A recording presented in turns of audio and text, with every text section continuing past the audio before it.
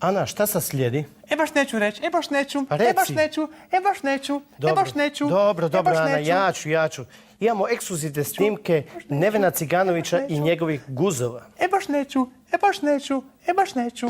Definitivno nisam zadovoljan sa svojom guzom, mislim da je mala i da je da mi nije onako ko pače, odlučio sam se obratiti estetskom kirurgu i prvi u Hrvatskoj ugraditi u guzove implantante.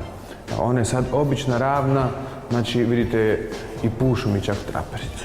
Nažalost, nismo pratili operacioni zahvat našeg Cigija, no već je prva šetnja kroz grad pobudila znatiželjne poglede. Cigi je očito sada sretan.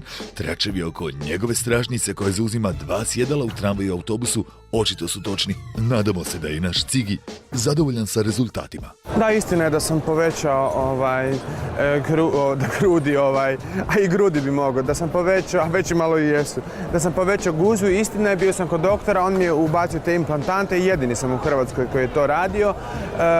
Stavio sam znači bočno 2 i 2 sama guzna, tako da mi guza baš onako lijepo izgleda kao pačija, a inače kad se vozim u autobusu ili tramvaju ili negdje, onda sjedim na 2 sica jer stvarno znači imam lijepu guzu.